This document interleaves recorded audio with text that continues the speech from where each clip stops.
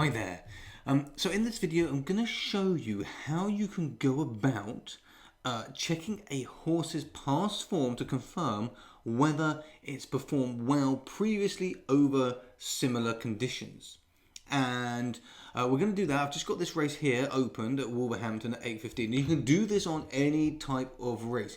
It's a quick check that I recommend you do on every contender that you have. So however you found that contender, whether it's by form reading or a systematic process, whatever it may be, I suggest that you always come into the race, you open a horse's past form and you look into that form to check that it has actually performed well over similar race conditions to today.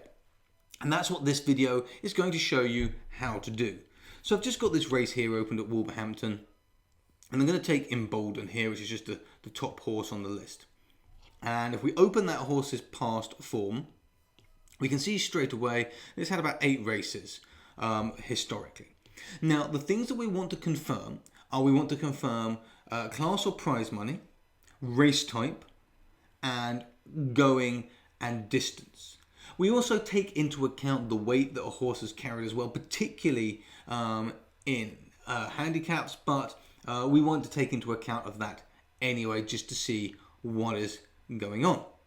Okay, so I'm going to come back to the race so we can confirm that this is a flat all-weather race. It's class 6 and the going is standard. It's over 1 mile 1 furlong and it has prize money of just under £3,000. So a flat all-weather Class 6 race on standard ground with prize money just under £3,000 and a distance of 1 mile 1 furlong.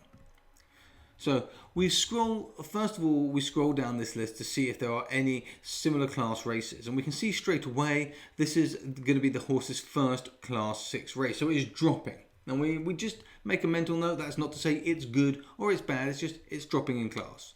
We also look at prize money because the class categories are a bit broad, so it's better to also focus on prize money. So we look at £3,000 and we can see here there isn't really anything that close to 3,000, but we do have Doncaster down here. Its first race was only 4,000, but it was on flat. So there's not going to be a huge amount that is that close to the kind of quality of race that we're getting today, so we're just going to have to do our best here. Now, looking for race type, this horse has only had, and you can see here in this Newcastle race, that this horse has only had 1 all-weather race so far. So let's start with that. That race was over 1 mile, just over 1 mile distance, so it's not too far away in terms of distance. We're at 1 mile 1 furlong today, so it's not too far away, but it was also on standard ground. This horse was beaten 9.75 lengths by Palace Pier and finished 5th. So this is not a good race.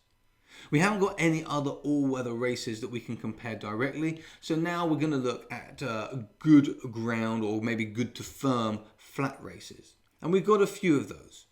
We've got this one here at Chester on the 13th of September, but it was over 7 furlongs, which is 2 furlongs shorter than today, and that's getting a little bit far away. However, because there's a lack of races, we're going to have a look at that, and we can see that this horse was beaten by just over 8 lengths. We've got 2 more races down here as well, one on good to firm, one on good, and we can see that in one the horse was beaten by 1 length, and in the other it was beaten by 5.5 lengths. So what we've learnt from this so far is that the horse is dropping down in class. Its only all-weather race, which was over a similar distance, it performed very poorly in, but the class was significantly higher than today. Coming down to other races on flat with good or good to firm ground, we can see that even in slightly higher races or even in the £4,000 prize race at Doncaster, which is the closest, this horse has still not performed that well. And also these other races were shorter. So there's not much giving us confidence in this horse that it's going to be able to perform well under these conditions today. If we look now for where the horse has performed well, so now we've already looked at similar race conditions and how it's performed, and there's nothing standing out, not only to say that the horse has performed well previously over these conditions, but there is actually information saying that the horse hasn't performed well over similar conditions, such as this all-weather race. And obviously we have that drop in class to consider. If we look at the races where it has performed well, we can see there is one here on the 5th of October in 2019 at Redcar. It was a flat race over 7 furlongs on heavy ground, and it won that one by 1 length. Coming down here, there was another race on good to soft ground at Musselburgh, and again it came second, but was only beaten by 2.5 lengths. And then we got this 6 furlong race, its first race, where it came third, beaten by 1 length. So this starts to give us a little bit of a picture of the horse that it may prefer the softer ground and possibly the slightly shorter distance, although its recent performances have been poor. If we come back to see what weight it's carrying 9.7 today, and obviously this is because it's in a significantly lower class. So it's carrying a lot more than it was here at Doncaster. But overall, there is nothing to strongly recommend that this horse is likely to perform well under the current race conditions. And we use this information to determine whether the contenders, we are comfortable on betting them or not. Now, just because a horse hasn't previously run well over similar conditions doesn't mean it's not going to today. But the question is, do you want to risk your money betting on it if we haven't got some evidence that it does like these conditions that it's about to run in?